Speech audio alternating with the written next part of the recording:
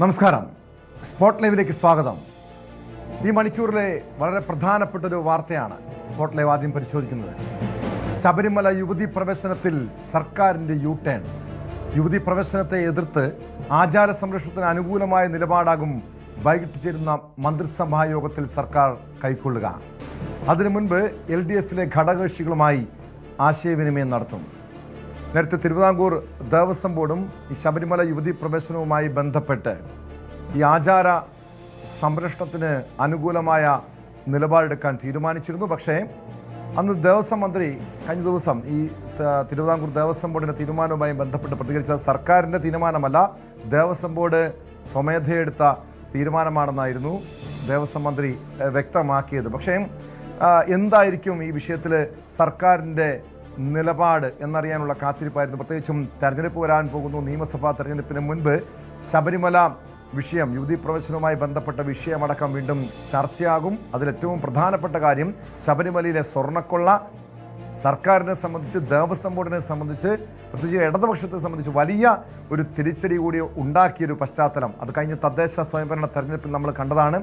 അതിനുശേഷം ആണ് ഈ ശബരിമലയിൽ സർക്കാരിൻ്റെ ഒരു മലക്കം മറിച്ചിൽ ഉണ്ടാകുന്നത്. കാരണം ഈ ശബരിമല യുവതി പ്രവേശനത്തിൽ സർക്കാർ സ്വീകരിച്ച നിലപാട് അത് വലിയ രീതിയിൽ വിമർശനത്തിന് വഴിവെച്ചിരുന്നു. വലിയ എതിർപ്പിന് കാരണമായിരുന്നു. വലിയ പ്രതിഷേധങ്ങൾക്ക് കേരളം സാക്ഷ്യം വഹിച്ചതാണ്. അതിനുശേഷം എന്തായാലും പുതിയൊരു തെരഞ്ഞെടുപ്പ്, അതായത് നിയമസഭാ തെരഞ്ഞെടുപ്പ് പടിവാതിൽക്കൽ നിൽക്കെ ശബരിമല യുവതി പ്രവേശനവുമായി ബന്ധപ്പെട്ട് സർക്കാർ നിലപാട് മാറ്റുന്നു എന്നതാണ് ഏറ്റവും ശ്രദ്ധേയമായ കാര്യം. വി അരുൺ ചേരുന്നു തിരുവനന്തപുരത്ത് നിന്ന് വിവരങ്ങളുമായി.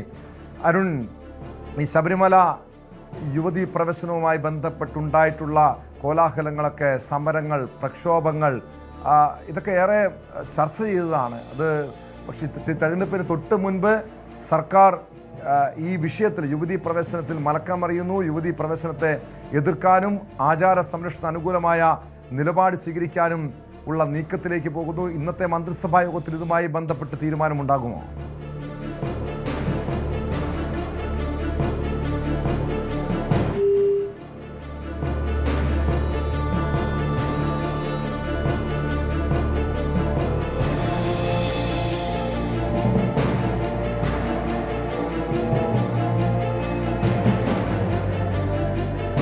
ശബരിമല യുവതി പ്രവേശനത്തെ എതിർക്കാനുള്ള തിരുവിതാംകൂർ ദേവസ്വം ബോർഡ് കഴിഞ്ഞ ദിവസം തീരുമാനിച്ചിരുന്നു. അതായത് ഒരാഴ്ച മുൻപാണ് ദേവസ്വം ബോർഡിൻ്റെ ഭാഗത്തു നിന്നുള്ള തീരുമാനമുണ്ടാകുന്നത്. പക്ഷെ അന്നും സർക്കാരിൻ്റെ തീരുമാനമല്ല, ദേവസ്വം ബോർഡിൻ്റെ തീരുമാനമാണ്, സ്വമേധയെടുത്ത തീരുമാനമാണെന്നായിരുന്നു ദേവസ്വം മന്ത്രിയുടെ വിശദീകരണം. അന്ന് ഈ Devaswom board president K. Jayakumar വ്യക്തമാക്കിയ കാര്യമുണ്ട്. അതായത് ശബരിമലയിലെ യുവതി പ്രവേശനവുമായി ബന്ധപ്പെട്ട കാര്യങ്ങൾ ദേവസ്വം ബോർഡ് വിശദമായി തന്നെ ചർച്ച ചെയ്താണ് അത്തരമൊരു തീരുമാനമെടുക്കുന്നത്. ശബരിമലയിൽ ആചാരങ്ങൾ സംരക്ഷിക്കണമെന്നും ബോർഡിന് ആശയക്കുഴപ്പം ഇല്ലെന്നും നിലവിലുള്ള ഉത്തരവിനെതിരെ സുപ്രീം കോടതിയിൽ ദേവസ്വം ബോർഡ് നിലപാട് അറിയിക്കുമെന്നുമായിരുന്നു ഈ വിഷയത്തിൽ K. ജയകുമാർ അന്ന് വ്യക്തമാക്കിയത്. എന്തായാലും സർക്കാരും ആ ഒരു തീരുമാനത്തിലേക്ക് വന്നിരിക്കുന്നു. വലിയ പ്രതിഷേധങ്ങൾ ഉൾപ്പെടെ നമ്മൾ കണ്ടിട്ടുള്ള, കേരളം കണ്ടതാണ് ഈ ശബരിമല യുവതി പ്രവേശനവുമായി ബന്ധപ്പെട്ട്. വി അരുണിലേക്ക്. അരുൺ, ഇന്നത്തെ മന്ത്രിസഭാ യോഗത്തിൽ ഇതുമായി ബന്ധപ്പെട്ട് തീരുമാനമുണ്ടാകും. അതിന് മുൻപ് LDFിലെ ഘടകകക്ഷികളുമായി ആശയവിനിമയം നടത്തും എന്ന് തന്നെയാണ് അറിയിച്ചിരിക്കുന്നത്. എന്തായിരിക്കും സർക്കാർ ഈ വിഷയത്തിൽ സുപ്രീം കോടതിയിൽ സ്വീകരിക്കാൻ പോകുന്ന തീരുമാനം, നിലപാട്? പ്രവേശനത്തെ അനുകൂലിച്ചുകൊണ്ടുള്ള നേരത്തെയുള്ള നിലപാട് സർക്കാർ തിരുത്താൻ തന്നെയാണ് എല്ലാ സാധ്യതയും. CPM സംസ്ഥാന സെക്രട്ടേറിയറ്റിൽ ഉയർന്ന ചർച്ചയും അത് സൂചിപ്പിക്കുന്നത്.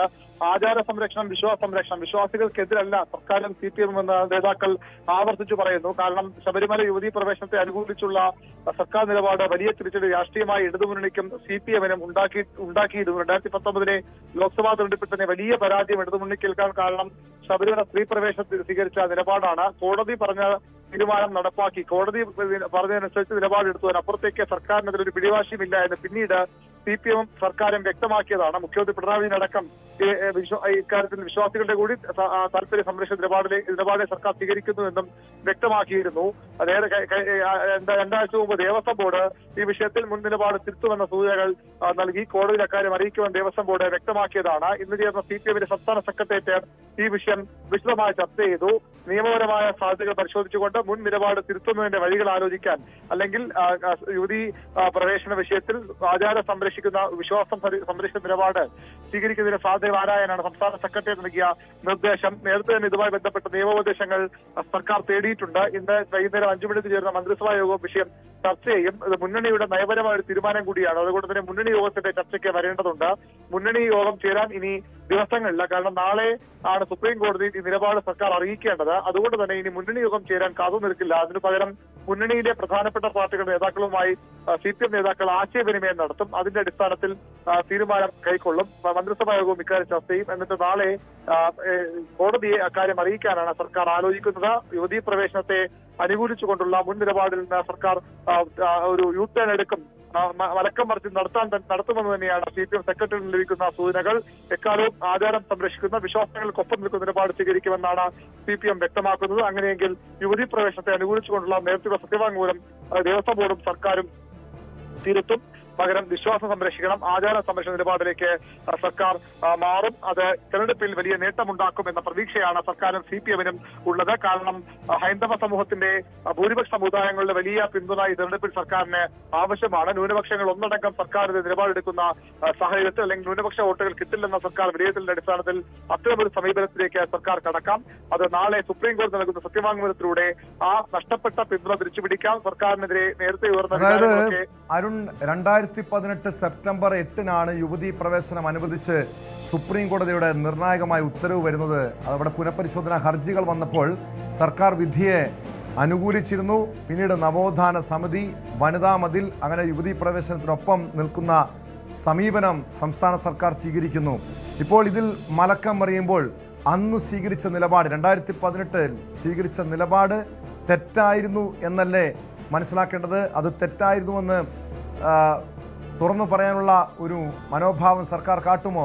മാത്രമല്ല, ഇത് നേരത്തെ അരുൺ സൂചിപ്പിച്ചതുപോലെ ഈ ന്യൂനപക്ഷ വോട്ടുകൾ ഇടതുമുന്നണിയിൽ നിന്നും വലിയ രീതിയിൽ അകലുന്നുണ്ട്. ഇത് ഹൈന്ദവ വോട്ടുകളുടെ ഒരു ഏകീകരണം.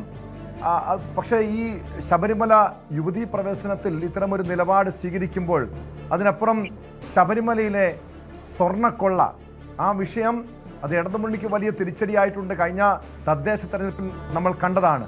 പക്ഷേ ഈ യുവതീ പ്രവേശനത്തിൽ ഇത്തരമൊരു നിലപാട് മാറ്റം അത് ഈ തെരഞ്ഞെടുപ്പിൽ ഗുണം ചെയ്യുമെന്ന് തന്നെയാണോ സർക്കാരിന്റെ ഇടതുമുന്നണിയുടെ പ്രതീക്ഷ? സ്വാഭാവികമായും സർക്കാർ എടുക്കാൻ പോകുന്ന നിലപാട് നേരത്തെ സുപ്രീം കോടതിയാണ് യുവതീ തീരുമാനമെടുത്തത്. അതിന് സർക്കാർ സ്വാഭാവികമായും സുപ്രീം കോടതി തീരുമാനമെടുക്കുമ്പോൾ അതിനെ ചോദ്യം ചെയ്യുന്നതിനപ്പുറത്തേക്ക് കോടതി നിലപാട് നടപ്പാക്കി, കോടതി ഉത്തരവ് നടപ്പാക്കി, അത് മാത്രമാണ് സർക്കാർ ചെയ്തത്. അതിനപ്പുറത്തേക്ക് സർക്കാർ ഒരു പിടിവാശിയോ സ്ഥാപിത താല്പര്യങ്ങളോ ഉണ്ടായിരുന്നില്ല നിലപാടാകും സർക്കാർ സ്വീകരിക്കാൻ പോകുന്നത്. അതായിരിക്കും CPM-ന്റെ വിശദീകരണം. നേരത്തെ അത് അത്തരം നിലപാടെടുത്തത് വലിയ തിരിച്ചടി ഉണ്ടാക്കിയത് മാത്രമല്ല, വിശ്വാസികളിൽ അത് വലിയ അപമതിപ്പുണ്ടാക്കി. വിശ്വാസികളുടെ താല്പര്യം കൂടി പരിഗണിച്ചുകൊണ്ടാണ് ഇപ്പോൾ സർക്കാർ നിലപാട് തിരുത്തുന്നതാകും കോടതിയെ അറിയിക്കാൻ പോകുന്നത്. അത്തരമൊരു തീരുമാനമാകും സർക്കാർ കൈക്കൊള്ളുക. CPM-ന്റെ സംസ്ഥാന സെക്രട്ടറി ഉയർന്നു വന്ന അഭിപ്രായം അതുതന്നെയാണ്. ഇടതു മുന്നണി നേതാക്കൾക്കും മറിച്ചൊരു അഭിപ്രായം ഉണ്ടാകാൻ ഇടയില്ല. അങ്ങനെയെങ്കിൽ നേരത്തെ തീരുമാനം സുപ്രീം കോടതി പറഞ്ഞുകൊണ്ട് അത്തരമൊരു സുപ്രീം കോടതി ഉത്തരവിന്റെ അടിസ്ഥാനത്തിൽ ഒരു തീരുമാനം നടപ്പാക്കി. അതിനപ്പുറത്തേക്ക് സർക്കാർ എടുത്ത തീരുമാനമല്ല, സർക്കാരല്ല യുവതീ പ്രവേശനം വേണമെന്ന് ആവശ്യപ്പെട്ടത്. സുപ്രീം കോടതി നിലപാട് ചോദിച്ചപ്പോൾ അത് അറിയിക്കുകയായിരുന്നു. അതിനപ്പുറത്തേക്ക് സർക്കാർ അക്കാലത്ത് പിടിവാശിയുടെ നിലപാടിലേക്ക് CPM മാറും. സർക്കാരും ആ നിലപാടാകും സ്വീകരിക്കുക.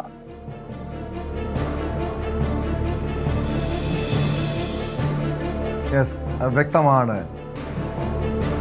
BV അരുണാണ് വിവരങ്ങൾ നൽകിയത്. എന്തായാലും സർക്കാരിൻ്റെ ഭാഗത്തുനിന്ന് ഈ വിഷയത്തിൽ വലിയൊരു മലക്കം മറിച്ചിലുണ്ടായിരിക്കുന്നു. യുവതീ പ്രവേശനത്തെ എതിർക്കാനും അതോടൊപ്പം ആചാര സംരക്ഷണത്തെ അനുകൂലിക്കാനുമാണ് സംസ്ഥാന സർക്കാരിൻ്റെ തീരുമാനം.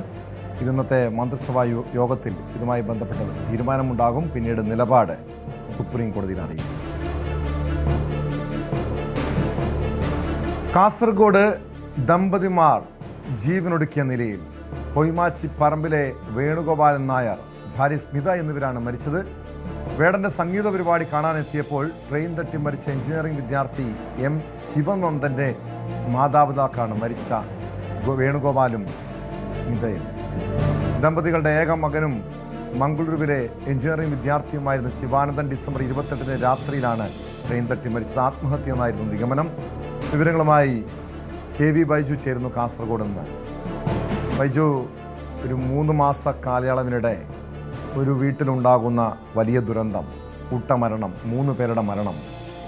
ഈ മകൻ്റെ ആത്മഹത്യയിൽ അല്ലെങ്കിൽ മകൻ്റെ മരണത്തിൽ മനനൊന്താണോ ഇരുവരും, വേണുഗോപാലൻ നായരും ഭാര്യ സ്മിതയും ജീവനൊടുക്കിയത്? എന്താണ് പോലീസ് പറയുന്നത്?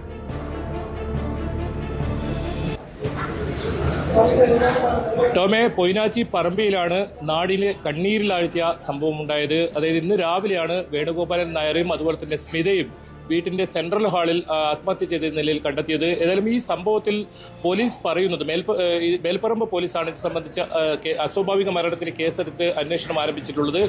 ഈ മകൻ നേരത്തെ ടോം സൂചിപ്പിച്ചതുപോലെ തന്നെ റാപ്പർ ബാൻഡിന്റെ പരിപാടിക്ക് കാണാനായി പോയ സമയത്ത് ട്രെയിൻ തട്ടി മരിച്ചിരുന്നു. ശിവനന്ദൻ എന്നാണ് പേര്. മംഗളൂരുവിലെ എഞ്ചിനീയറിംഗ് വിദ്യാർത്ഥിയാണ്.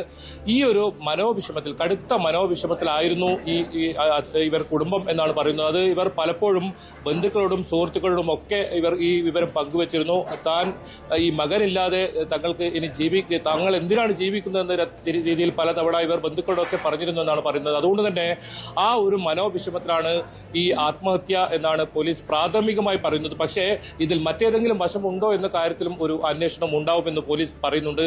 എന്തായാലും ഈ റാപ്പർ ബാൻഡിന്റെ പരിപാടിക്ക് ഇങ്ങനെ പോകുന്ന സമയത്ത് മംഗളൂരു ഭാഗത്തേക്ക് പോകുന്ന ട്രെയിൻ തട്ടിയാണ് ശിവനന്ദൻ എന്ന് പറയുന്ന എഞ്ചിനീയറിംഗ് വിദ്യാർത്ഥി ഇവരുടെ ഏക മകൻ മരണപ്പെടുന്നത്. അതിനുശേഷം വലിയ തോതിലുള്ള ഒരു മാനസിക പ്രയാസത്തിൽ തന്നെയായിരുന്നു ഈ കുടുംബം. വലിയ മാനസിക വിഷമത്തിലായിരുന്നു. നേരത്തെ സൂചിപ്പിച്ചതുപോലെ തന്നെ ബന്ധുക്കളോടൊക്കെ ഈ കാര്യം ഇവർ പങ്കുവച്ചിരുന്നു. തങ്ങൾക്ക് ഇനി ജീവിക്കണ്ട എന്ന തരത്തിൽ പലരോടും ഇവർ സംസാരിക്കുന്നുണ്ടായിരുന്നു. എന്തായാലും ആ ഒരു മനോവിഷമത്തിൽ തന്നെയാണ് ഇവർ ജീവനൊടുക്കിയെന്നാണ് പോലീസിന്റെ പ്രാഥമികമായ നിഗമനം. പക്ഷെ അതേ സമയത്ത് തന്നെ മറ്റെന്തെങ്കിലും സംഭവങ്ങൾ, മറ്റേതെങ്കിലും പ്രശ്നങ്ങൾ ഉണ്ടോ എന്നത് സംബന്ധിച്ചും പോലീസ് അന്വേഷണം നടത്തുമെന്ന് മേൽപ്പറമ്പ പോലീസ് വ്യക്തമാക്കിയിട്ടുണ്ട്. ഒരുപാട് ആളുകളാണ് ഇന്ന് ഈ മരണ വാർത്ത അറിഞ്ഞ് വീട്ടിലേക്ക് എത്തിയത്. പലരും ഇത് വിശ്വസിക്കാൻ കഴിയാത്ത രീതിയിൽ, അല്ലെങ്കിൽ ദുഃഖം താങ്ങാൻ കഴിയാത്ത രീതിയിലായിരുന്നു ഓരോ ആളുകളും. ഇത്തരത്തിൽ 2 പേരും ഇങ്ങനെ ജീവനെടുക്കുമെന്ന് അങ്ങനെ പ്രതീക്ഷിച്ചിരുന്നില്ല. ഏതായാലും നാട്ടുകാർക്കൊക്കെ വളരെ പ്രിയപ്പെട്ട അവർ തന്നെയായിരുന്നു ഇവർക്ക് വ്യാപാര സ്ഥാപനങ്ങളൊക്കെ ഇവിടെ ഉണ്ടായിരുന്നു. അങ്ങനെ മെച്ചപ്പെട്ട കുടുംബസ്ഥിതിയിലുള്ള ഒരാളുകൾ തന്നെയായിരുന്നു. പക്ഷേ തങ്ങളുടെ ഏക മകൻ അത് ഇങ്ങനെ നഷ്ടപ്പെട്ട അന്ന് തന്നെ അവരുടെ കുടുംബത്തിന്റെ വലിയ തോതിലുള്ള സങ്കടം അന്ന് ഉണ്ടായിരുന്നു. അത് വാക്കുകളിൽ വിവരിക്കാൻ കഴിയാത്ത രീതിയിലുള്ള സങ്കടം അന്നുണ്ടായിരുന്നു. ആ വിഷമം ഇവർ പലപ്പോഴും ഇവരുടെ ജീവിതത്തിൽ തന്നെ മാറ്റിവെച്ചു. ഇവർ കഴിഞ്ഞ കുറച്ച് ദിവസങ്ങളായി ഇവർ വീട്ടിൽ നിന്നും പുറത്തിറങ്ങാറില്ല. തനിച്ച് തന്നെ വീട്ടിൽ നിൽക്കുന്ന സാഹചര്യം ഒക്കെ ഉണ്ടായെന്നാണ് പറയപ്പെടുന്നത്, നാട്ടുകാരൊക്കെ പറയുന്നത്. അതുകൊണ്ട് തന്നെ അങ്ങനെ ഒരു മനോവിഷമത്തിലാണ് ഇവർ ജീവനൊടുക്കിയെന്നാണ് പോലീസിന്റെ പ്രാഥമിക നിഗമനം. നേരത്തെ പറഞ്ഞതുപോലെ തന്നെ ഇതിൽ മറ്റേതെങ്കിലും വശമുണ്ടോ എന്ന കാര്യത്തിലും ഒരു അന്വേഷണം ഉണ്ടാകും. അങ്ങനെ ഒരു സംശയമുണ്ടോ പോലീസിന്? കാരണം ഇവര് 2 പേരും ഈ മകൻ്റെ മരണത്തിന് പിന്നാലെ വലിയ മാനസിക പ്രയാസത്തിലായിരുന്നു. നമുക്കറിയാം, സാധാരണ ഒരു വീട്ടിലൊരു ദുരന്തം ഉണ്ടായാൽ അല്ലെങ്കിൽ പ്രിയപ്പെട്ടവരുടെ വിയോഗം മാനസികമായി തളർത്താം. പക്ഷെ ഇങ്ങനെ എല്ലാവരോടും മറ്റു ബന്ധുക്കളോടൊക്കെ അയൽവാസികളോടൊക്കെ ഇതുപോലെ പറയുമായിരുന്നു എന്ന് പറയുന്നു, തങ്ങളുടെ മകനില്ലാതെ ഇനി എന്തിനു ജീവിക്കണമെന്ന്. പക്ഷെ അങ്ങനെ ഒരു ആത്മഹത്യാ പ്രവണത തുടർച്ചയായി അവർ പ്രകടിപ്പിക്കുന്നുണ്ടായിരുന്നു.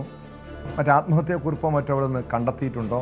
മറ്റെന്തെങ്കിലും പ്രശ്നം, അതായത് ഈ മകൻ്റെ മരണവുമായി ബന്ധപ്പെട്ട മനോവിഷമമല്ലാതെ മറ്റെന്തെങ്കിലും വ്യക്തിപരമായ പ്രശ്നങ്ങൾ, കുടുംബപരമായ പ്രശ്നങ്ങൾ ഇവർക്കിടയിൽ ഉണ്ടായിരുന്നു?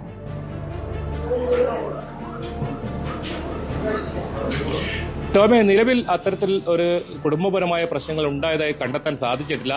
പ്രധാനമായും ഈ മകൻ ഇത്തരത്തിൽ മരണപ്പെട്ടതിന്റെ ഒരു മനോവിഷമത്തിൽ തന്നെയാണ് ഇവർ ജീവനൊടുക്കിയെന്നാണ് പോലീസ് പറയുന്നത്.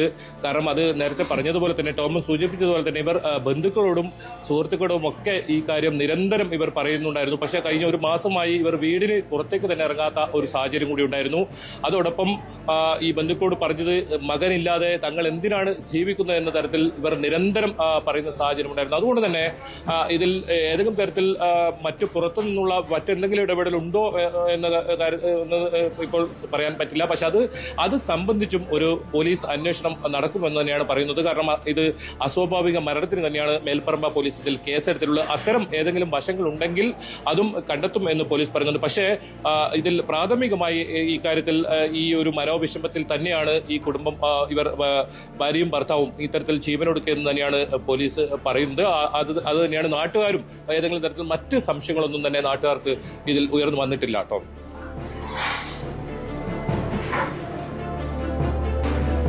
വ്യക്തമാണ്. KV ബൈജു ആണ് വിവരങ്ങൾ നൽകിയത്. എന്തായാലും മകൻ്റെ മരണം ഈ കുടുംബത്തെ, ഈ ദമ്പതികളെ ഏറെ സങ്കടപ്പെടുത്തിയിരുന്നു.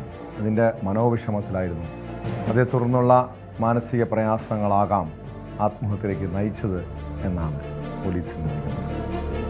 പശ്ചിമേഷ്യയിൽ ആക്രമണം കടുപ്പിച്ച് ഇറാൻ. വാർത്തയിലേക്ക് എത്താം ഇടവേള കഴിഞ്ഞ്.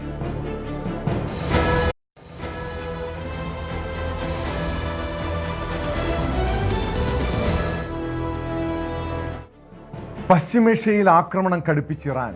ഇസ്രായേലിന്റെ വടക്കൻ മേഖലയിലുണ്ടായ മിസൈൽ ആക്രമണത്തിൽ 80-ലധികം പേർക്ക് പരിക്കേറ്റു. രാജ്യമെമ്പാടും അതീവ ജാഗ്രതാ നിർദ്ദേശം നൽകിയിരിക്കുകയാണ്. തുർക്കിയിലെ നാറ്റോ സൈനിക കേന്ദ്രത്തിന് നേരെയും ആക്രമണമുണ്ടായി.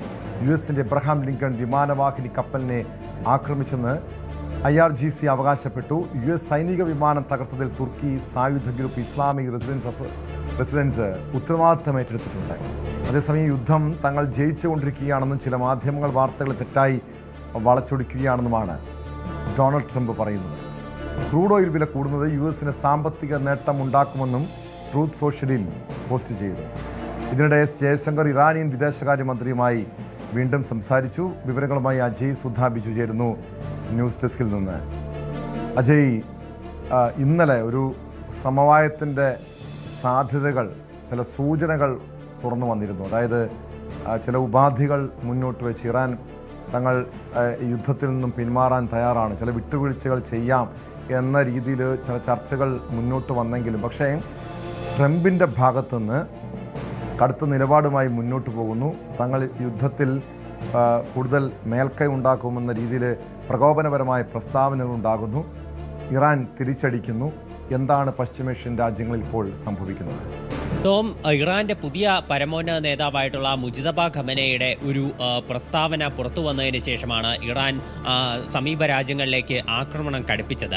മുജിതബ ഖമനെ ഈ യുദ്ധം തുടങ്ങി ഇതുവരെ മറ്റൊരു പ്രതികരണവും നടത്തിയിരുന്നില്ല. ഇപ്പോഴാണ് അദ്ദേഹത്തിൻ്റെ എഴുതിക്കൊടുത്തൊരു ഒരു പ്രസ്താവന മാധ്യമങ്ങൾ വഴി പുറത്തു വന്നത്. അതിൽ അദ്ദേഹം വ്യക്തമാക്കിയിരുന്നത് ഈ US കേന്ദ്രങ്ങൾ പൂർണ്ണമായിട്ടും സമ്പൂർണ്ണമായിട്ടും അടച്ചു പൂട്ടുന്നതുവരെ തങ്ങൾ ആക്രമണം തുടരും. അതുപോലെ തന്നെ US കേന്ദ്രങ്ങൾക്ക് സംരക്ഷണം നൽകുന്ന രാജ്യങ്ങളിലേക്കും ആക്രമണം നടത്തും എന്നും പറഞ്ഞിട്ടുണ്ട്. അതുപോലെ ഹോർമുസ് കടലിടുക്ക് വഴിയുള്ള ഗതാഗതം അനുവദിക്കില്ല എന്നും ഈ മുജിതബ ഖമനയുടെ പ്രസ്താവനയിൽ പറയുന്നുണ്ട്. ഇതിന് തൊട്ടു പിന്നാലെയാണ് സമീപ രാജ്യങ്ങളിലേക്കുള്ള ഇറാന്റെ ആക്രമണം അത് കൂടുതൽ ശക്തമായത്. പ്രത്യേകിച്ച് ഇസ്രായേലിലേക്ക് ഇന്ന് രാവിലെ മുതൽ തന്നെ മിസൈൽ ആക്രമണം ഉണ്ടായിരുന്നു. ഈ മിസൈൽ ആക്രമണത്തിൽ വടക്കൻ ഇസ്രായേലിലെ നഗരമായിട്ടുള്ള സൽസിറിൽ ഒരു ആക്രമണം ഉണ്ടായിട്ടുണ്ട്. ഇവിടേക്ക് ഒരു മിസൈൽ പതിക്കുകയായിരുന്നു. ഈ മിസൈൽ പതിച്ച് ഇവിടെ നിരവധി കെട്ടിടങ്ങൾക്കുൾപ്പെടെ നാശനഷ്ടങ്ങൾ സംഭവിച്ചു.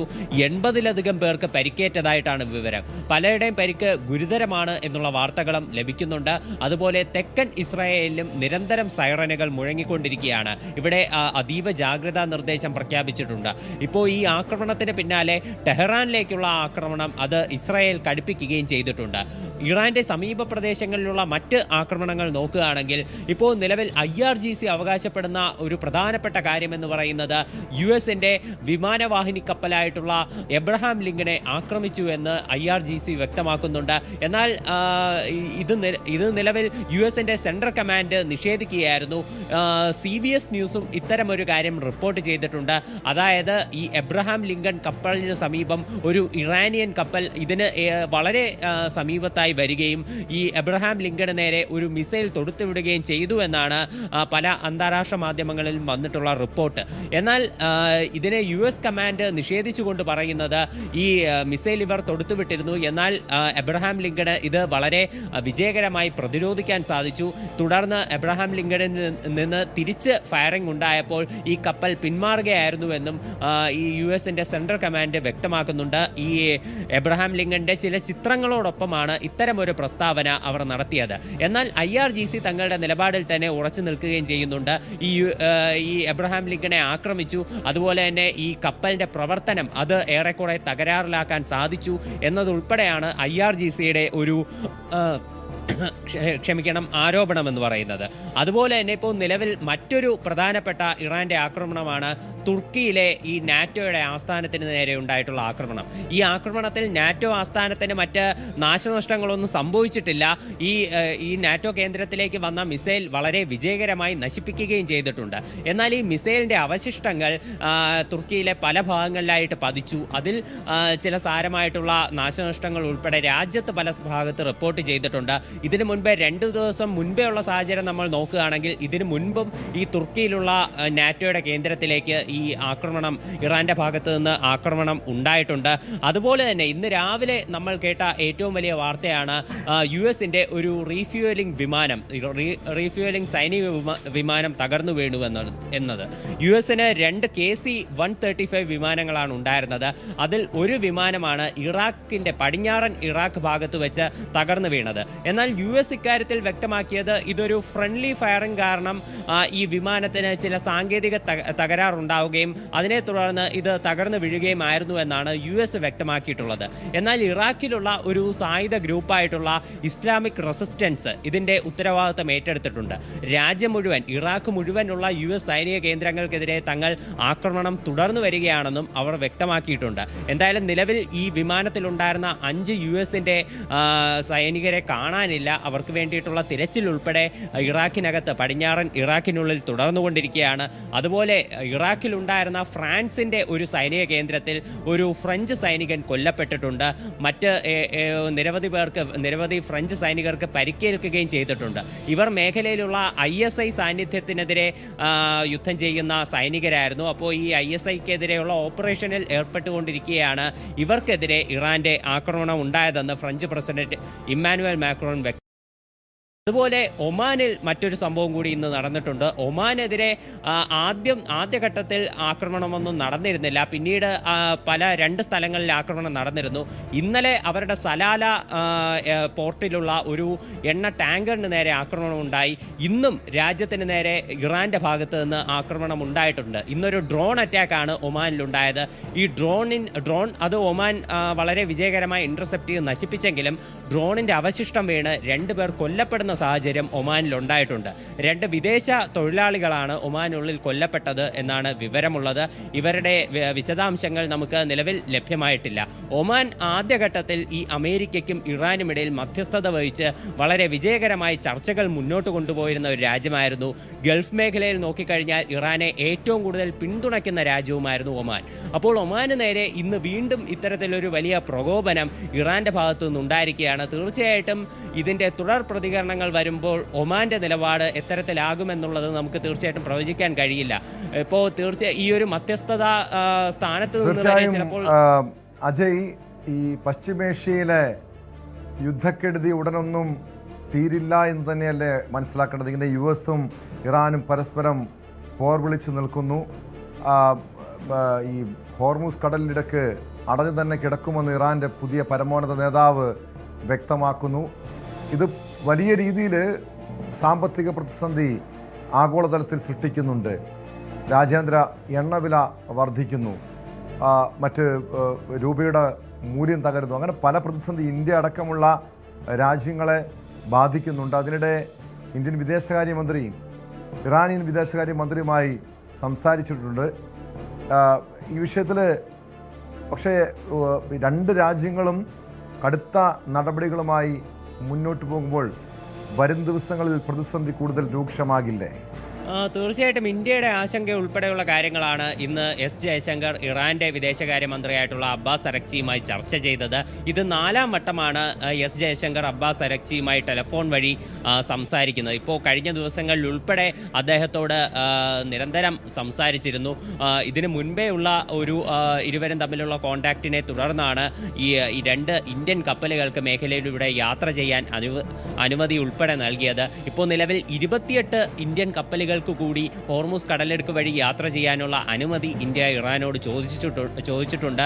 അതുപോലെ തന്നെ ഇരു നേതാക്കളും തമ്മിൽ ഇന്ന് പ്രധാനമായിട്ടും ചർച്ചയായത് ഈ മേഖലയിലുള്ള സംഘർഷം, അതുപോലെ തന്നെ ഈ സംഘർഷം ഉൾപ്പെടെ പരിഹരിക്കുന്നതിലും അതുപോലെ തന്നെ ആഗോള സന്തുലിതാവസ്ഥ നിലനിർത്തുന്നതിലും ബ്രിക്സ് രാജ്യങ്ങളുടെ ഒരു പങ്കാളിത്തം ഉൾപ്പെടെയാണ് ഇരു രാജ്യങ്ങൾക്കുമിടയിൽ ചർച്ചയായത്.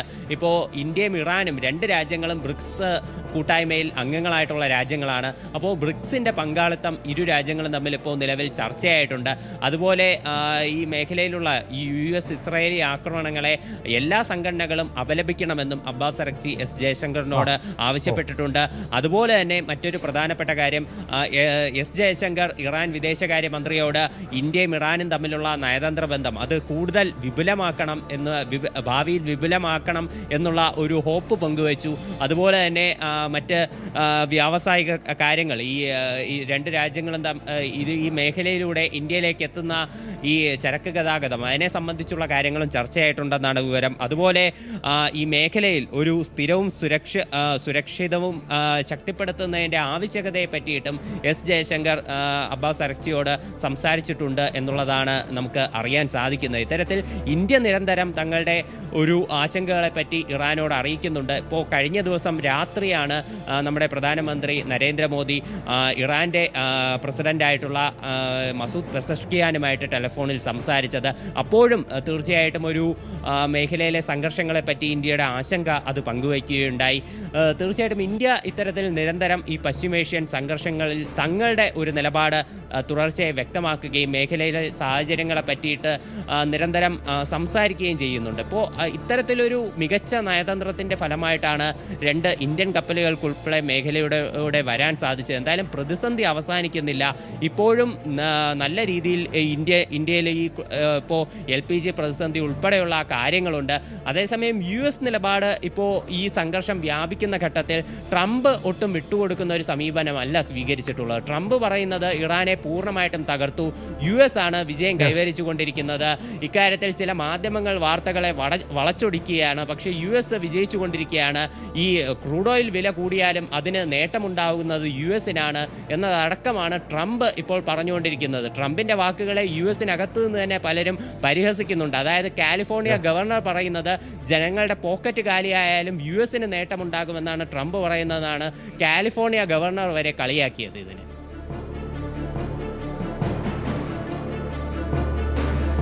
വ്യക്തമാണ്. അജയ് സുധാ വിജുവാണ് വിവരങ്ങൾ നൽകിയത്. ഇത് വലിയ രീതിയിലാണ് ഓരോ രാജ്യങ്ങളെയും, പ്രത്യേകിച്ച് ഇന്ത്യ അടക്കമുള്ള രാജ്യങ്ങളെ യുദ്ധം ബാധിക്കുന്നത്. പ്രത്യേകിച്ചും ക്രൂഡ് ഓയിലിൻ്റെ വില വർദ്ധിക്കുന്നത് വരും ദിവസങ്ങളിൽ ഒരുപക്ഷെ ഇന്ധന വില വർദ്ധിക്കാൻ കാരണമാകും. പാചകവാതക ഇപ്പോൾ തന്നെ വലിയ പ്രതിസന്ധി സൃഷ്ടിച്ചിട്ടുണ്ട്. LPG പ്രതിസന്ധിയെ അതിരൂക്ഷമാണ്. അത് പ്രത്യേകിച്ചും ഹോട്ടലുകളുടെ പ്രവർത്തനങ്ങളെ ബാധിക്കുന്നു. നിരവധി ഹോട്ടലുകൾ അടച്ചിടേണ്ട സാഹചര്യത്തിലേക്ക് കാര്യങ്ങൾ നീങ്ങിയിരിക്കുന്നു. അതിനിടെ LPG പ്രതിസന്ധി തുടരുന്നതിനിടെ തിരുവനന്തപുരത്തെ ഹോട്ടലിൽ നിന്നും ഗ്യാസ് കുറ്റി മോഷണം പോയൊരു വാർത്തയുണ്ട്. ആര്യശാലയിലെ VS ഹോട്ടലിൽ നിന്ന് പുലർച്ചെയായിരുന്നു കവർച്ചാ സംഭവത്തിൽ ഹോട്ടൽ ഉടമ ഫോർട്ട് പോലീസിന് പരാതി നൽകി. ഇതിൻ്റെ CCTV ദൃശ്യങ്ങളും പുറത്തു വന്നിട്ടുണ്ട്.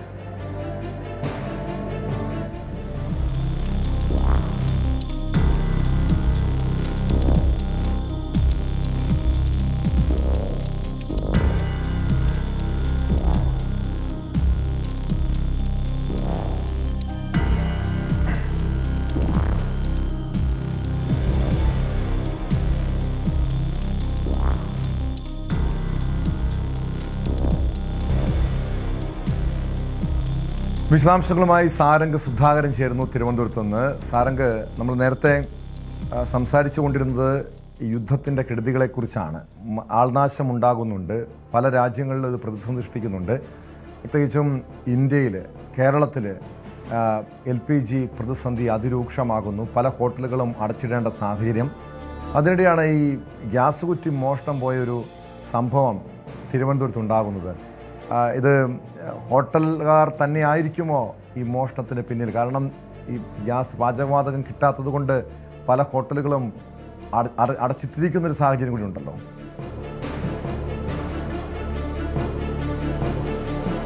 ടോമ, കഴിഞ്ഞ ദിവസം, അതായത് ഇന്ന് പുലർച്ചെ 1:45 കൂടിയാണ് ഈ സംഭവം. ചാല മാർക്കറ്റിലെ ആര്യശാല ഭാഗത്ത് വെച്ചാണ് ഒരു സ്വകാര്യ ഹോട്ടലിൽ നിന്നും ഈ ഒരു ഗ്യാസ് സിലിണ്ടർ, വാണിജ്യ സിലിണ്ടർ കള്ളൻ വളരെ വിദഗ്ധമായി മോഷ്ടിച്ചത്. അതിൽ കൃത്യമായി പറയുന്ന ഒരു കാര്യം എന്ന് പറയുന്നത് ഈ ഒരു സ്ഥലത്തെ പറ്റിയും ഈ ഒരു കടയെ പറ്റിയും നല്ല ധാരണയുള്ള ഒരു വ്യക്തിയാണ് ഈ മോഷണം നടത്തിയത് എന്നാണ് മനസ്സിലാക്കാൻ കഴിയുന്നത്. കാരണം കള്ളത്താക്കോൽ ഉപയോഗിച്ചിട്ടാണ് അകത്തേക്ക് കയറിയത് എന്നാണ് പോലീസ് പറയുന്നത്. അതിനൊപ്പം തന്നെ കള്ളത്താക്കോൽ ഉപയോഗിച്ച് അകത്ത് കയറുന്നു, അതിനുശേഷം ഫ്യൂസ് ഊരിക്കൊണ്ട് വൈദ്യുതി ബന്ധം വിച്ഛേദിച്ചതിന് ശേഷമാണ് ഈ ഗ്യാസ് സിലിണ്ടർ മോഷ്ടിച്ചത്. അതുകൊണ്ട് തന്നെ വളരെ വ്യക്തമാണ് ഈ ഒരു സ്ഥലത്തെക്കുറിച്ചും ഇവിടെ ഗ്യാസ് ഉണ്ടെന്നുള്ള കാര്യം, അതായത് സ്റ്റോക്ക് ഉണ്ടെന്നുള്ള കാര്യം അടക്കം വളരെ കൃത്യമായി അറിയുന്ന ആൾ തന്നെയാണ് മോഷണം നടത്തിയത്. അത് നേരിട്ട് പരിചയമുള്ള ആൾ തന്നെയാണോ, അത് വ്യക്തിവൈരാഗ്യം തീർക്കാൻ വേണ്ടി അടക്കമുള്ള രീതിയിലാണോ ഈ ഒരു മോഷണം എന്ന കാര്യത്തിൽ പോലീസ് അന്വേഷണം നടക്കുന്നുണ്ട്.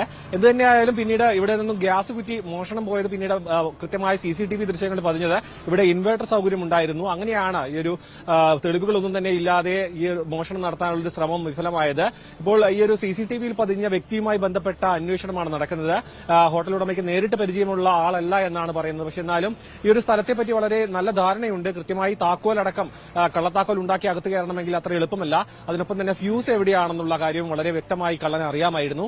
അതിനുശേഷമാണ് ഗ്യാസ് മോഷണം നടത്തുന്നത്. നമുക്കറിയാം ഈ ഒരു യുദ്ധ സാഹചര്യം നിലനിൽക്കുന്നതുകൊണ്ട് തന്നെ വാണിജ്യ സിലിണ്ടറുകൾക്ക് വലിയ ക്ഷാമമാണ് നേരിടുന്നത്. അതുകൊണ്ട് തന്നെ ഈ ഒരു സിലിണ്ടർ നഷ്ടപ്പെടുന്നത് വലിയ ബുദ്ധിമുട്ടാണ്. കള്ളന്മാർ ഇതിനു മുൻപ് ഇതേപോലെ ഒരു സാഹചര്യം എന്ന് പറയുന്നത് ഉള്ളി ഇങ്ങനെ വിലക്കയറ്റമുള്ള സമയത്ത് ഉള്ളി മോഷണം പോകുന്ന അടക്കമുള്ള സാഹചര്യം നിലനിന്നിരുന്നു.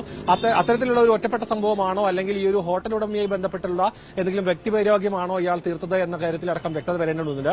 മാത്രമല്ല ഈ ഒരു LPG സിലിണ്ടർ തിരിച്ചു കിട്ടുന്നതും അത്യാവശ്യമാണ്. കാരണം സിലിണ്ടറുകൾ ഇല്ലാത്തതുകൊണ്ട് കടകൾ അടച്ചിടേണ്ട ഒരു സാഹചര്യം ഉടമയുടെ തീർച്ചയായും സാരംഗ് സൂചിപ്പിച്ചതുപോലെ ഈ സിലിണ്ടറുകൾ ഇല്ലാത്തത് ഹോട്ടലുകളെ വരും ദിവസങ്ങളിൽ കൂടുതൽ പ്രതിസന്ധി ഉണ്ടാക്കും. പക്ഷെ അതിനിടെയാണ് ഈ ഒരു കള്ളൻ LPG സിലിണ്ടറുമായി കടന്നു കളയുന്നത്. CCTVയിൽ പതിഞ്ഞിട്ടുണ്ട്.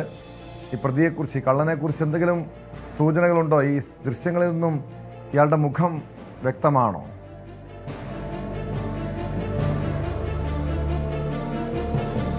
ദൃശ്യങ്ങളിൽ മുഖം വ്യക്തമാണ്. കാരണം CCTV ഓഫ് ചെയ്തു, അല്ലെങ്കിൽ ഈ ഒരു വൈദ്യുതി ബന്ധം വിച്ഛേദിച്ചത് കൊണ്ട് തന്റെ മുഖം CCTVയിൽ പതിയില്ല എന്നൊരു ധൈര്യത്തോടു കൂടിയാണ് കള്ളൻ അകത്തേക്ക് കയറിയത്. പക്ഷെ അതിന്റെ വിഫലമായിരിക്കുകയാണ്. കാരണം ഒരു ഇൻവേർട്ടർ സൗകര്യം ഉള്ളതുകൊണ്ട് തന്നെ കൃത്യമായി മുഖം പതിഞ്ഞിട്ടുണ്ടെന്നാണ് മനസ്സിലാക്കാൻ കഴിയുന്നത്. പക്ഷേ നേരിട്ട് പരിചയമുള്ള ഒരാൾ എന്ന രീതിയിലല്ല ഇപ്പം അന്വേഷണം പോകുന്നത്. കാരണം ഹോട്ടൽ ഉടമയ്ക്ക് ഈ വ്യക്തിയെ തിരിച്ചറിയാൻ സാധിച്ചിട്ടില്ല.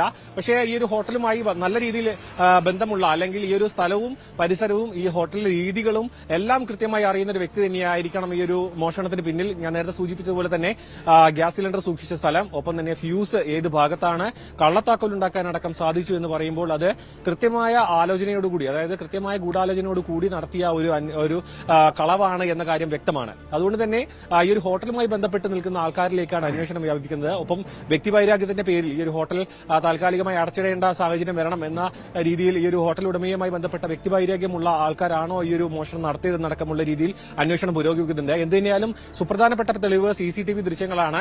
ആ CCTV ദൃശ്യങ്ങളുമായി ബന്ധപ്പെടുത്തി ഈ ഒരു മോഷണം നടന്ന സമയത്ത് മറ്റ് CCTV ദൃശ്യങ്ങൾ, അതായത് ചാല മാർക്കറ്റിനടക്കമുള്ള മറ്റ് കള്ളൻ എങ്ങോട്ടേക്കാണ് പോയത്, മാത്രമല്ല ഈ ഒരു LPG സിലിണ്ടർ, വാണിജ്യ സിലിണ്ടർ അവിടെ നിന്നും കൊണ്ടുപോവുക എന്ന് പറയുന്നത് അത്ര എളുപ്പമല്ല. അത് അത്രയും ഈ ഒരു നിറച്ച സിലിണ്ടർ ആയതുകൊണ്ട് തന്നെ അവിടെ നിന്നും എങ്ങനെ കൊണ്ടുപോയി, ഏത് ഭാഗത്തേക്ക് എത്തിച്ചു എന്നടക്കമുള്ള കാര്യങ്ങളിൽ പോലീസ് ഇപ്പോൾ അന്വേഷണം നടക്കുകയാണ്.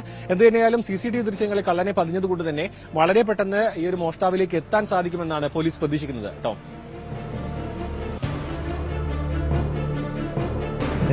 സാരംഗ് സുധാകരനാണ് വിവരങ്ങൾ നൽകി. എന്തായാലും ഈ ദിവസങ്ങളിൽ ഈ ഹോട്ടൽ ഉടമകൾ മാത്രമല്ല, ഓരോ വീട്ടുകാരും ഏറെ ശ്രദ്ധിക്കേണ്ട ഒരു സമയമാണ്. കാരണം പാചകവാത സിലിണ്ടർ ഇല്ല, അത്രയ്ക്കും വിലവർദ്ധനവ് വരും ദിവസങ്ങളിൽ ഉണ്ടാകാം. അതിൻ്റെ ലഭ്യതക്കുറവ് ഇതുപോലുള്ള മോഷണങ്ങൾക്കും വഴിവെച്ചേക്കാം. കോൺഗ്രസ് നേതാവ് ശ്രീനാദേവി കുഞ്ഞമ്മ തെരഞ്ഞെടുപ്പിൽ മത്സരിച്ചത് റേഷൻ കാർഡിൽ വ്യാജമായി പേര് ചേർത്തെന്ന് പരാതി. ഈ സംഭവത്തിന് പിന്നിൽ, പരാതിക്ക് പിന്നിൽ രാഷ്ട്രീയ പകപോക്കലാണോ? വാർത്ത പരിശോധിക്കാം. ഇടവേള കഴിഞ്ഞു.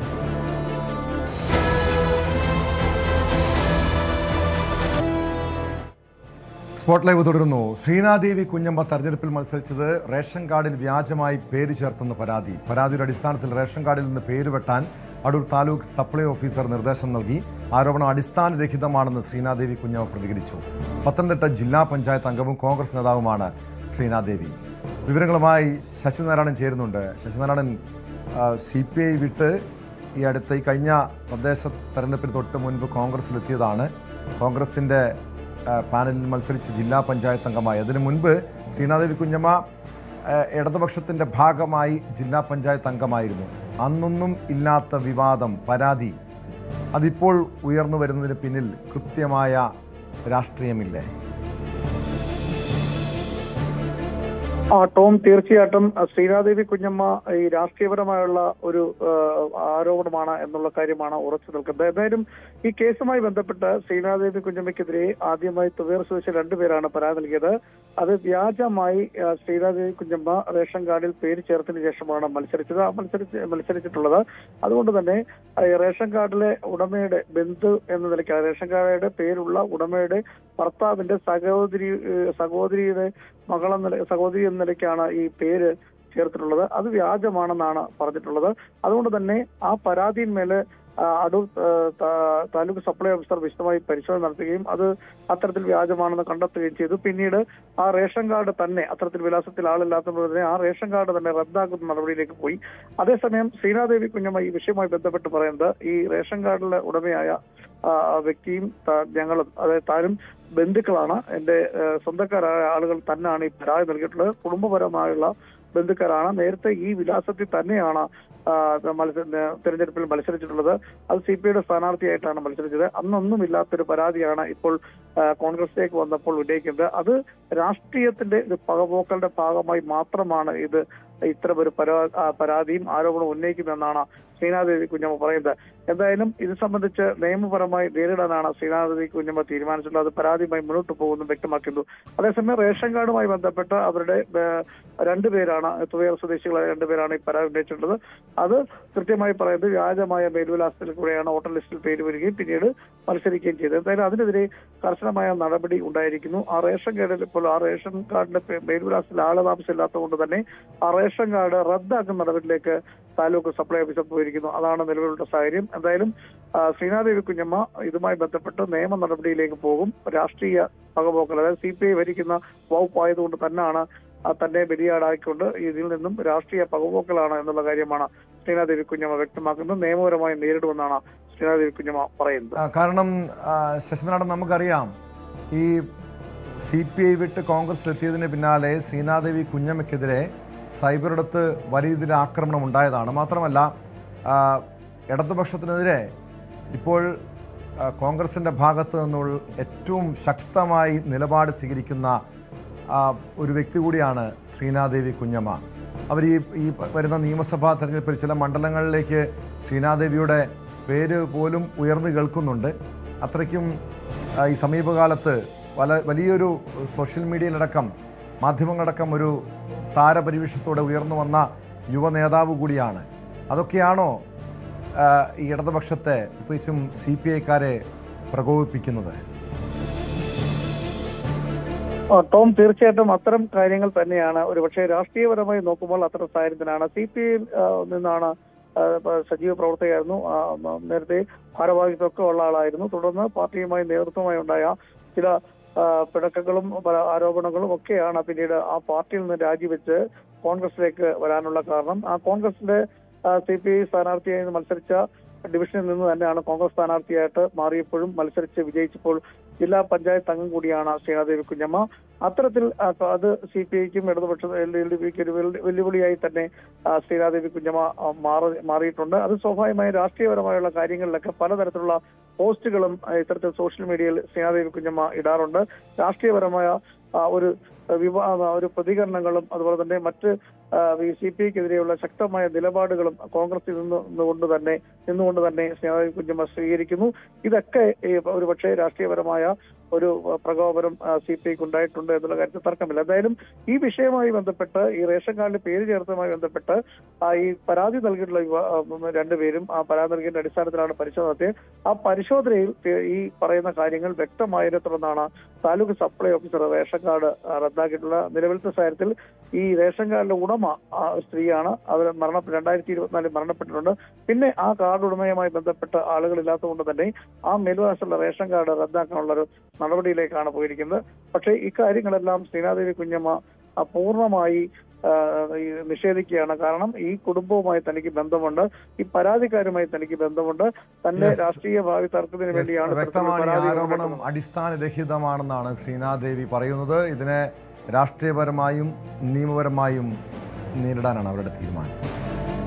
ഇടുക്കിയിൽ കോടിക്കണക്കിന് രൂപയുടെ വിസ തട്ടിപ്പ് നടത്തിയ പ്രതി അറസ്റ്റിൽ. കോട്ടയം പുതുപ്പള്ളി സ്വദേശി റോയ് ജോസഫിനെയാണ് ചെറുതോണിയിൽ നിന്നും ഇടുക്കി പോലീസ് കസ്റ്റഡിയിലെടുത്തത്.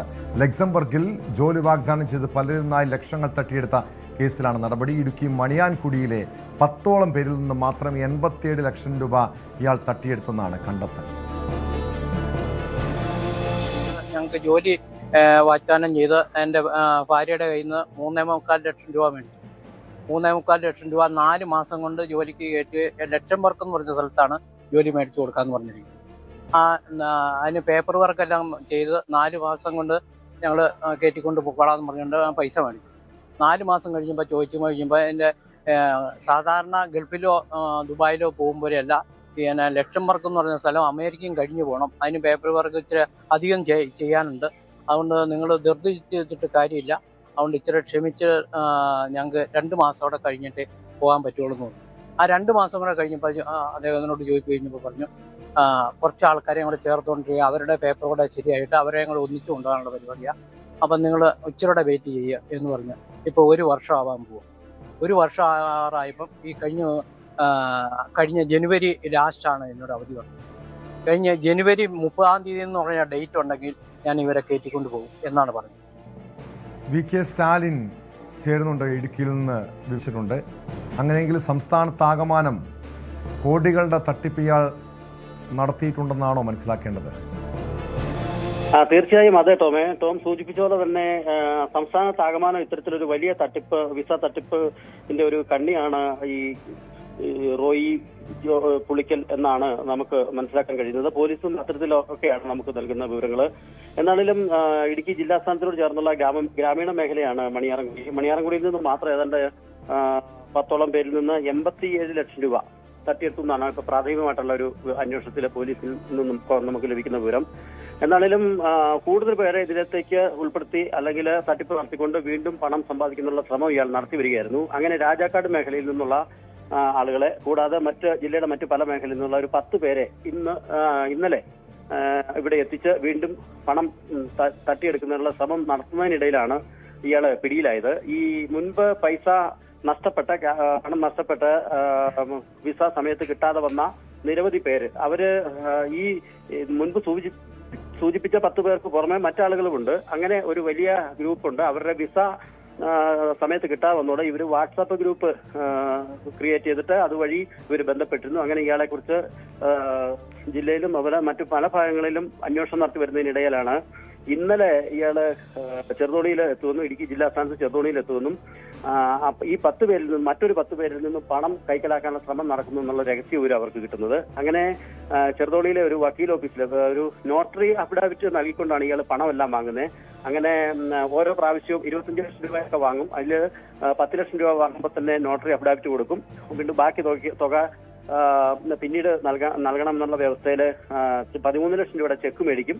അതേപോലെ ബാക്കി 2 ലക്ഷം രൂപ ഇവിടുന്ന് കയറുന്നതിന് മുമ്പ് കൊടുക്കണം എന്നൊക്കെയാണ് ഇയാളെ വ്യവസ്ഥകൾ പറയുന്നത്. അങ്ങനെ ചെറുതോണിയിലെ ഒരു വക്കീൽ ഓഫീസിലെത്തി നോട്ടറി അഫിഡാവിറ്റ് തയ്യാറാക്കുന്നതിന് വേണ്ടിയിട്ട് അവിടെ വരാനാണ് പറഞ്ഞിരുന്നത്. അങ്ങനെ ഈ മറ്റ് 10 പേര് അവിടെ എത്തുന്നത് കാത്ത് ഇയാൾ നിൽക്കുന്ന സമയത്താണ് ഇയാളെ കാത്ത് മുൻപ് പണം നഷ്ടപ്പെട്ട ആൾക്കാർ, വാട്സാപ്പ് കൂട്ടായ്മയിലുള്ള ആൾക്കാർ പല സ്ഥലങ്ങളിലായി കാത്തുനിന്ന് ഇയാൾ വന്നപ്പം ഇയാളെ കൈയോടെ പിടിക്കുകയായിരുന്നു. അങ്ങനെ അതിനിടയ്ക്ക് ഇയാളെ പിടിച്ചതോടുകൂടി ഇയാളെ ഇങ്ങനെ തടഞ്ഞു വെച്ചിരിക്കുന്നു. എന്തായാലും നാട്ടുകാർ ചേർന്നാണ് ഈ പ്രതി റോയ് ജോസഫിനെ തടഞ്ഞു വെച്ച് പോലീസിനെ ഏൽപ്പിച്ചത്. നിരവധി പേരെ ഇയാൾ കബളിപ്പിച്ചിട്ടുണ്ട്. കാരണം ജീവിതത്തിൽ വലിയ സ്വപ്നങ്ങൾ കണ്ട് വിദേശ രാജ്യങ്ങളിലേക്ക് പോകാൻ ഒരുങ്ങി നിന്നവരെയാണ് ഈ റോയ് ജോസഫ് കബളിപ്പിച്ചത്. ഇടവേള.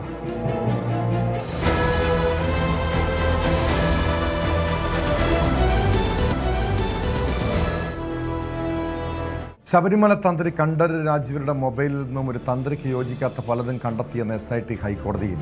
തന്ത്രിയായിരിക്കാൻ വേണ്ടത് താന്ത്രിക കർമ്മങ്ങളിലെ അറിവും ഭക്തിയുമാണ്. എന്നാൽ ഇതിന് യോജിക്കുന്നതൊന്നുമല്ല ഫോണിൽ നിന്ന് കിട്ടിയതെന്ന് SIT. 1-ാം പ്രതി ഉണ്ണികൃഷ്ണൻ പോറ്റിയുമായി തന്ത്രിക്ക് അടുത്ത ബന്ധമാണ്. പോറ്റിയും തന്ത്രിയും തമ്മിലുള്ള ശബ്ദ സന്ദേശങ്ങൾ തെളിവായി കണ്ടെത്തി. ഫോറൻസിക് പരിശോധനയിൽ SIT കണ്ടെത്തൽ സ്ഥിരീകരിക്കുന്ന തെളിവുകൾ ലഭിച്ചതായും SIT കോടതിയിൽ വ്യക്തമാക്കി. വിവരങ്ങളുമായി ആജ്ഞ രവീന്ദ്രൻ ചേരുന്നുണ്ട്. ആജ്ഞ, ഒരു തന്ത്രിയായിരിക്കാൻ കണ്ഠരര് രാജീവര് യോഗ്യതയില്ല, യോജിക്കാത്തൊരാളാണ് എന്നാണ് SIT കോടതിയിൽ പറയുന്നത്. എന്താണ് SIT ഇതുമായി ബന്ധപ്പെട്ട് വ്യക്തമാക്കിയിരിക്കുന്ന കാര്യങ്ങൾ?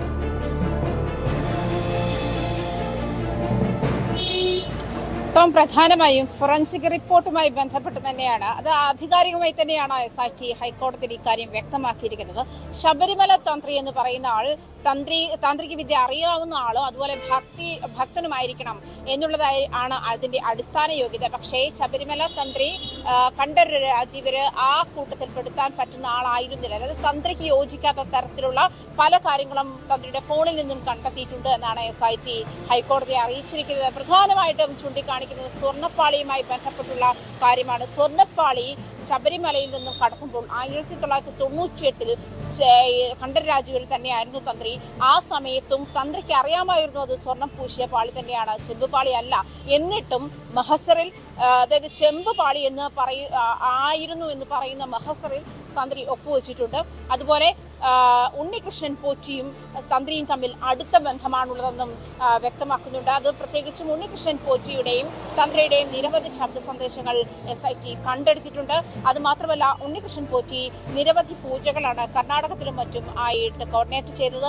അതെല്ലാം തന്ത്രിക്ക് നിരവധി പൂജകളാണ് അറേഞ്ച് ചെയ്ത് കൊടുത്തിട്ടുള്ളത്. അതെല്ലാം ഉണ്ണികൃഷ്ണൻ പോറ്റി വഴിയായത്. മാത്രമല്ല, ഈ തന്ത്രി എന്ന് പറയുന്ന ആൾ ഭക്തനായിരിക്കണം എന്നും അതുപോലെ ഹിന്ദുമത ആചാരപ്രകാരം തിരുവിതാംകൂർ കൊച്ചി ഹിന്ദു ഇതിൽ ബൈലോയിൽ പറയുന്നതനുസരിച്ചിട്ട് തന്ത്രി എന്ന് പറഞ്ഞാൽ പൊതുസേവകനാണ് എന്നാണ്. പക്ഷേ തന്ത്രിയെ സംബന്ധിച്ചിട്ട് തന്ത്രി പല പൂജകൾക്കും അംശാദായം പറ്റുന്ന ആളാണ്.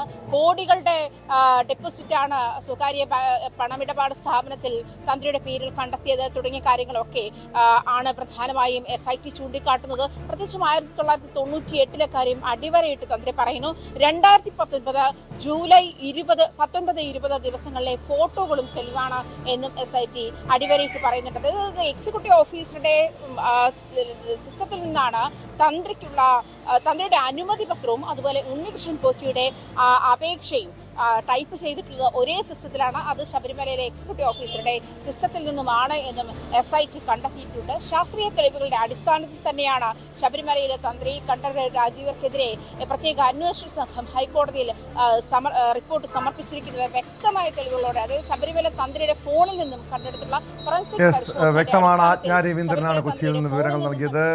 കണ്ഠരര് രാജീവരുടെ മൊബൈലിൽ നിന്നും ഒരു തന്ത്രിക്ക് യോജിക്കാത്ത പലതും കണ്ടെത്തിയെന്നാണ് SIT ഹൈക്കോടതിയിൽ പറയുന്നത്. തന്ത്രിയായിരിക്കാൻ വേണ്ടത് താന്ത്രിക കർമ്മങ്ങളിലെ അറിവും ഭക്തിയുമാണ്. എന്നാൽ ഇതിന് യോജിക്കുന്ന ഒന്നുമല്ല ഫോണിൽ നിന്ന് കിട്ടിയതെന്നും SIT ഹൈക്കോടതിയിൽ വ്യക്തമാക്കുന്നു. സ്പോട്ട്ലൈറ്റ് പൂർണ്ണമാകുന്നു. നമസ്കാരം.